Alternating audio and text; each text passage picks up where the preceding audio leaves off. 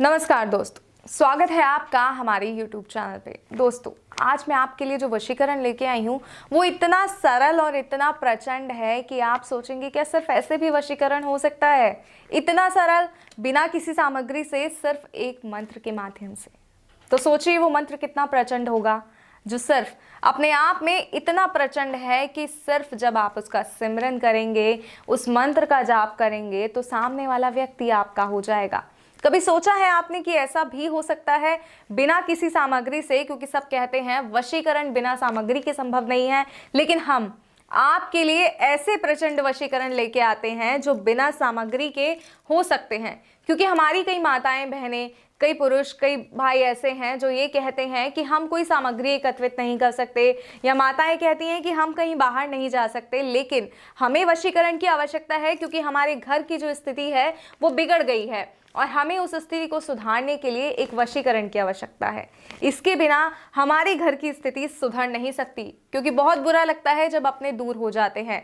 घर में तो साथ रहते हैं, लेकिन दिलों में दूरियां बहुत ज़्यादा बढ़ जाती हैं। जी हाँ, अगर इन्हीं दूरियों को आप कम करना चाहते हैं, या आप एक ऐसे व्यक्ति हैं जो अपनी प्रेमिका से बहुत प्यार करते हैं, लेकिन आपकी प्रेमिका किसी और की तरफ आकर्षित हो रही हैं और आप नहीं चाहते कि वो किसी और से बात भी करे, वो ताउम्र आपकी होकर रहे, या प्रेमिका ऐसा नहीं चाहती अपने प्रेमी के लिए, तो ये वशीकरण जो है इन सभी के लिए प्रचंड वशीकरण है।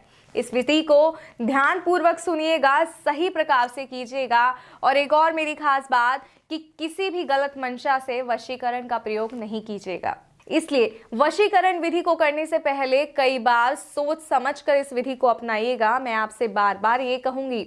और वशीकरण का एक सबसे पहला नियम है कि जब आप वशीकरण कर रहे हो तो कोई आपको देखे ना। जी हाँ, कोई व्यक्ति आपके आसपास ना हो, आप अकेले हो, एक ऐसे स्थान पर हो जहां आप अकेले हो, एकाग्रचित हो, तभी आप जो है इस विधि को कर पाएंगे, इस विधि का असर पूर्ण रूप से हो पाएगा। तो आइए समय ना बर्बाद करते हुए मैं आपको बताती हूँ कि सिर्फ एक मंत्र के माध्यम से कैसे आप किसी को अपने वश में कर सकते हैं। दोस्तों, पूरा दिन व्यतीत करने के बाद शाम को, रात को, जब आप रात्रि में सोने जाते हैं तो उस समय इस विधि को करना है। और करना कैसे है आइए बताते हैं।